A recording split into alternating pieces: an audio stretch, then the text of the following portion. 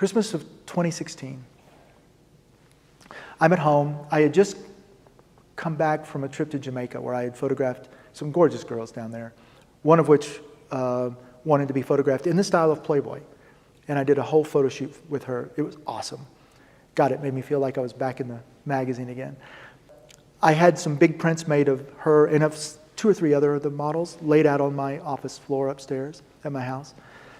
And so they're laying there. So I go over and I'm sitting at my desk and I'm working and writing and doing some stuff. My back started to hurt pretty bad. So I get up and I'm going to go to bed. So I just go in and go to bed, lay down. At around 2:30 a.m., I remember this because I got up. Well, later I got up. Around 2:30, I woke up in utter agony.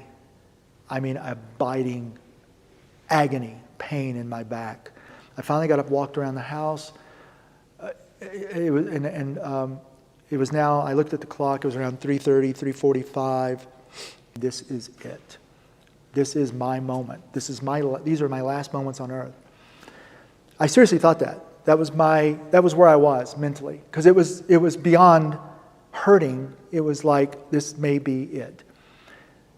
I kneeled down and started looking at my photos, thinking these are the last pictures I'm ever going to see on earth.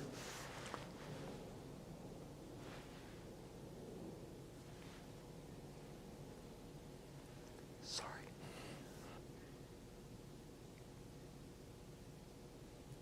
I'm looking at them.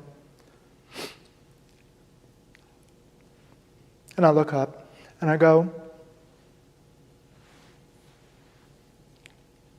if it is my time,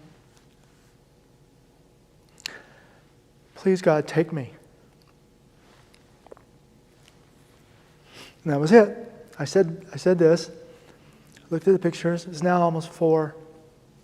And I thought, I need to say goodbye. So I go over and I open the computer and I write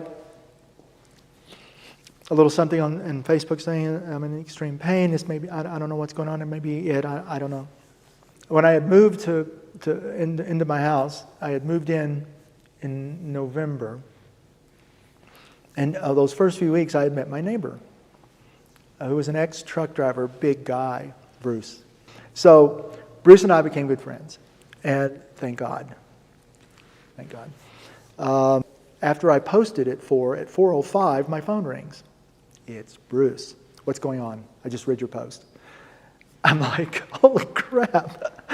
And I said, well, I'm in a lot of pain. And he goes, all right, where? What's going on? Give me the symptoms. And I told him, and let me ask my wife. She's actually a nurse. About 5 minutes, maybe 3. 3 minutes later, there's banging on my front door. And I don't mean knocking, banging. I'm like, oh my God. I go downstairs. I see him outside. I said, Bruce, what's going on? He goes, I'm taking you to the hospital. I go, Bruce, he goes, either you walk to my truck or I carry you. Your choice. And he has his hand on the door. And I'm like, okay, I'll walk. I go with him. They find a stone lodged in my ureter that was over a 1/2 inch in diameter. And then there was another huge one in the kidney over 1 inch in diameter. So I had gone into complete renal failure. But then the saga started, having to deal with that, getting it out. So I finally was able to meet an amazing physician over in LA. Christmas 2016, dodged death. Now, one of the things that happened in Vegas was they had to go in and replace the nephrostomy tube with another one. They didn't realize that when they did, they pierced the lining of my right lung. I didn't know that my lung had collapsed and that it had filled with fluid. I did not know this is all taking place. So I get to LA, I go in for the operation to remove the stones, and they go in, they put me under. 3 days later, I wake up in the ICU at Cedars-Sinai. Lights are going off, bells. I've got something stuck down my throat. I can't breathe. I'm freaking, but my arms are tied down. I'm like, what? And I can't, and they're going, David, it's okay, calm down, stop, calm down. And you wake up like this, you're thinking, what is going on here? I thought I'd been taken hostage by, Martians or something, because there's all these lights going off and the room's dark.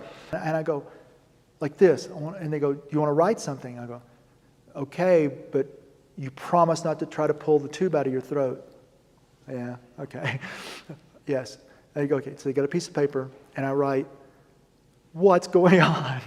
They go, there was a complication during surgery. We discovered that you had a collapsed lung and fluid that had filled. And we're now draining the fluid, and we're going to reinflate your lung. Am I going to die? And they go, no, you're going to be okay. It's going to be fine.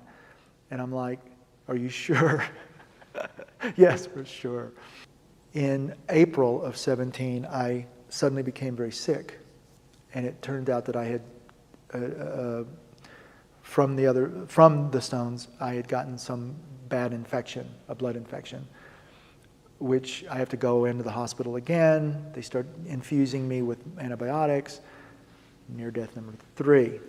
So they saved me. It was a really bad blood infection and everything. So now we're in June. David is thinking he's okay. But I haven't been able to work now for months. Right around my birthday, 1 year later, guess what? Another renal failure. And I have to go back into the hospital. Another stone is already grown, is already blocked.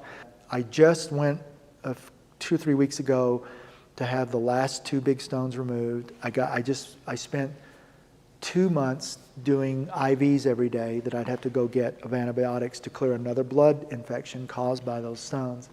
It's opened up a side of me that's probably maybe I've been holding back a long time, an emotional side of me that I've been holding back. Because I always try to please others and help others and with their photography or with whatever, and it's not about me, and now this is only about me, and it's about me almost dying multiple times, and I'm just like, my God, what? Okay, you keep allowing me to be here. Yes, I'm going to thank you in a profound manner.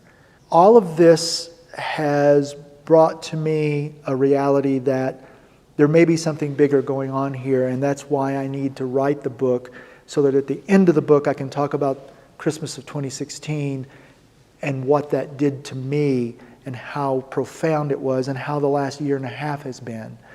And that's the reason for the book.